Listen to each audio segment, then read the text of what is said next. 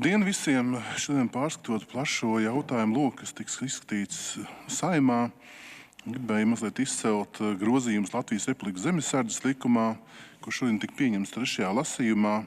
Kopumā bija saņemti 15 priekšlikumi.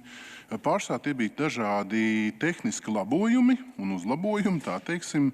Gribu izcelt 2 pantus, kas skar ļoti daudz cilvēkus, jo zemesardze Latvijā ir ļoti atbalstīta un ieredzēta organizācija.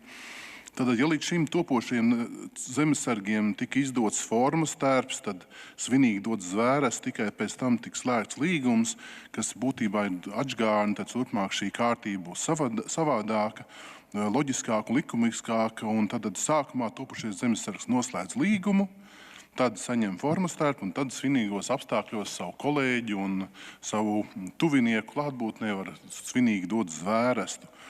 Un otrs būtiskais papildinājums ir 17. pantā, kas paredz, kādā veidā sabiedriskās organizācijas un cilvēki var kļūt par zemesardzes atbalstītājiem.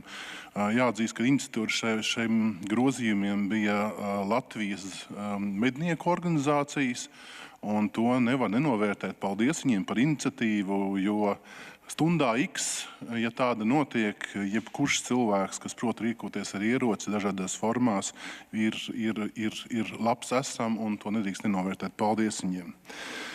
Frakcijas Jaunā Vienotība vārdā gribu visus sveikt ar tuvojošiem Latvijas neatkarības atjaunošanas svētkiem, un visiem lai jauks laiks un labi cilvēki apkārt. Paldies!